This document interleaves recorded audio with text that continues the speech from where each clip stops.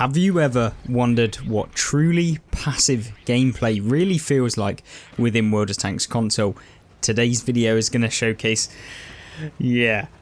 what that actually is within the game and whether it's actually worth ever doing it in terms of trying to actually have a good game and also help your team out and just, I'm going to do the painful bit for you guys and test that out. So, what have we done? No ammo whatsoever. Absolutely zero. We're playing in the Vanguard. We are going to be a truly passive scout light tank in this game. And you're going to see the upside and very much the downside of truly passive gameplay within World of Tanks. And I think that is really going to showcase why you can't just do one and not the other within the game. So, first things first, we got a brilliant map, Redshire, and that is the entire process, and I'm sure at the end of this video you'll see a whole compilation of when you don't get the actual alright map for the tank that you're playing in.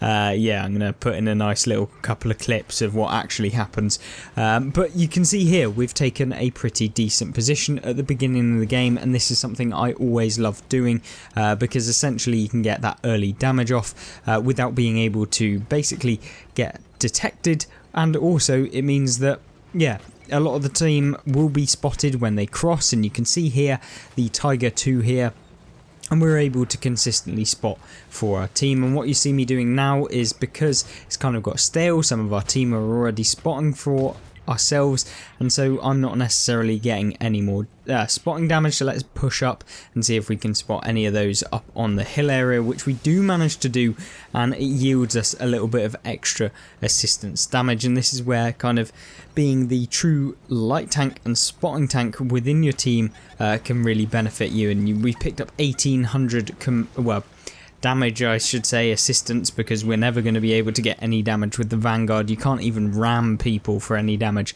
with this tank. You're probably looking at about 50 damage total if you even get rammed for all of your hit points. So there is that kind of aspect of the game, and certainly passive scouting can work in some instances, but you'll definitely find in 99% of the games, I would recommend you actually try this out. Can you do way better? Can you manage to pick up 7,000 plus assistance damage by being a truly passive tank? I'd love to see some of your gameplay results, and if you do manage, or if you have ever tried this out before, make sure to leave in the comment section down below what you actually managed to do and whether or not you still think it is worth playing passively, because trust me, I played about 15 games in order to do this video, and we only picked up 2 actually okay replays where I felt like, it showcased at least one aspect of the game. And you can see here, because we have no ability to be able to help out our teammates, we are solely relying on them.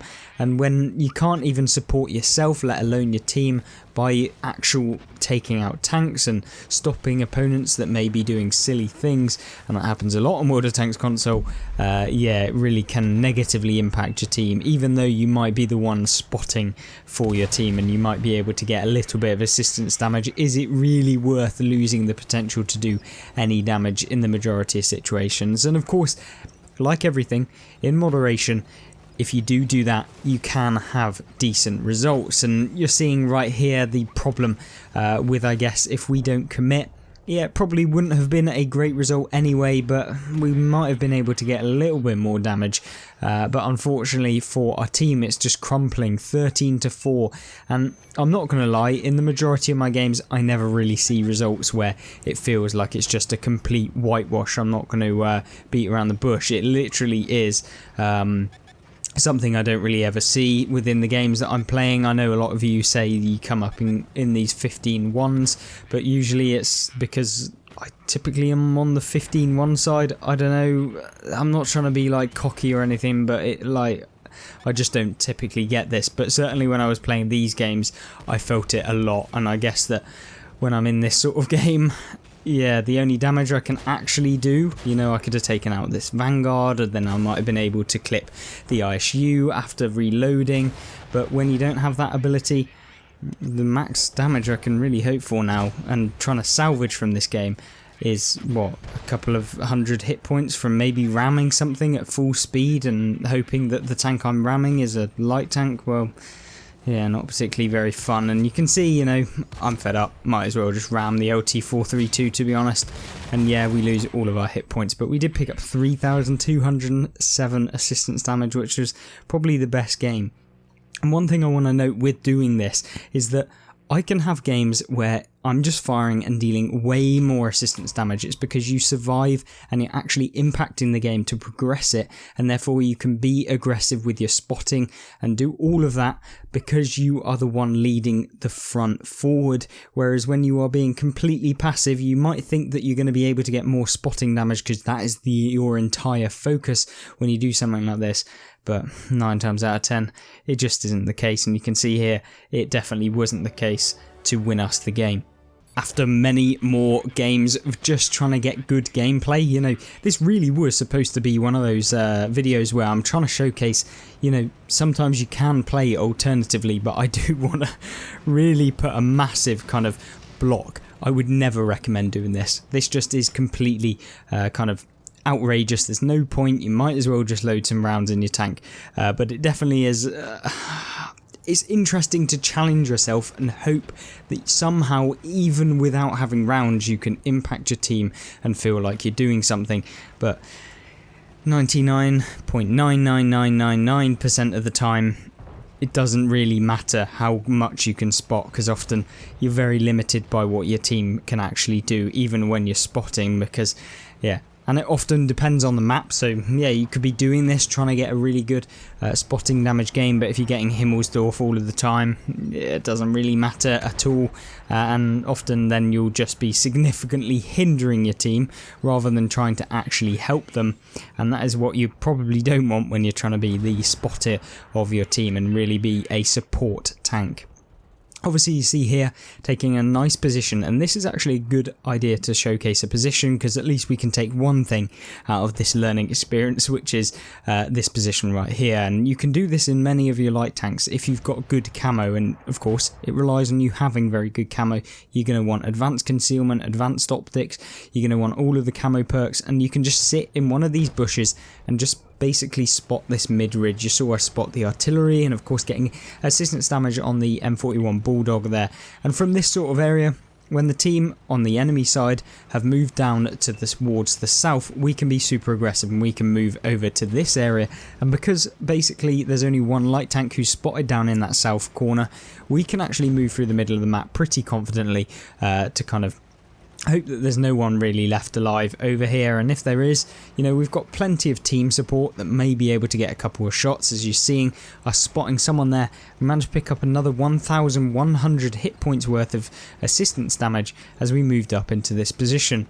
Obviously this was a map that I really didn't think would be any good for kind of passive play, and I guess in 99% of the scenarios it probably isn't, and you're probably getting the gist of this. Is really, having played, yeah, like 15 games with no ammo in the Vanguard, it really does hinder your kind of team, and it almost feels bad when you're at the end of the game just trying to hide and run away and deciding to ram into opponents when you've done actually no damage within the game. Yeah, I wouldn't ever really recommend to you guys to try out this. However, it was a bit of fun. And I certainly learned a little bit more about the opportunities in which you can be passive. And you can see here, you know, I could have fired in this sort of position, and maybe it would have been worth it to get the IS-7 out of the game. You know, the more guns you can get out of the game, the better.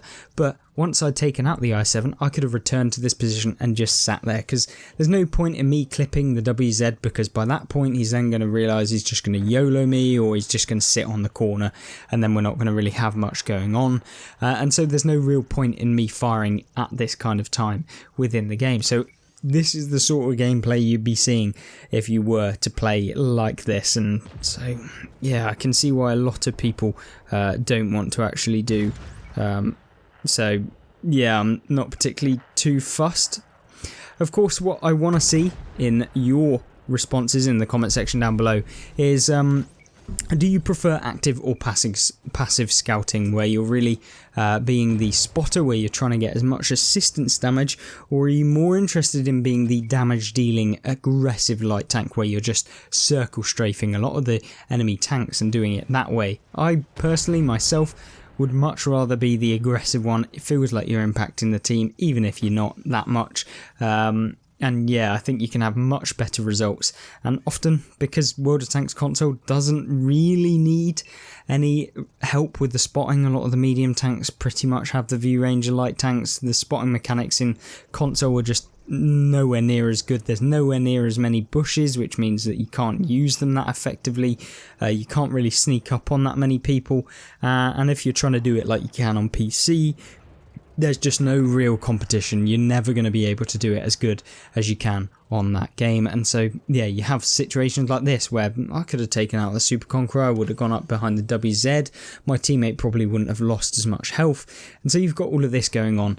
And although it might not be the interesting kind of gameplay in the background, but what we can do is kind of highlight the things that you should be thinking about anyway when playing light tanks. Is that, yeah, you could be a little bit passive. You could think, oh, well, I'm going to hang back because I'm a light tank, I don't have any armour. But sometimes you need to be aggressive, shut people down, get them out of the game, and then you can progress yourself into helping out your team, because you can take a hit as well as anyone else in the team. And even if it damages you, you know, sometimes it's worth trading that 450 hit points to be able to get a little bit more damage.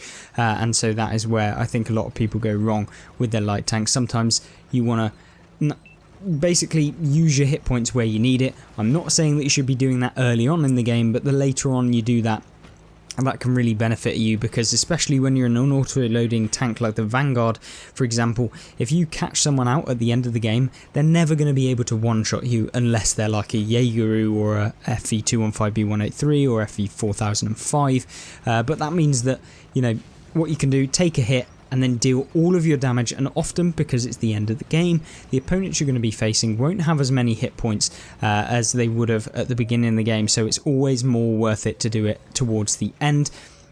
And before we kind of finish up this video, you can see me taking this spot, which is a really good spot to be able to do, especially if you spawn on the northeastern side of the map, obviously where the enemy team spawned in this game.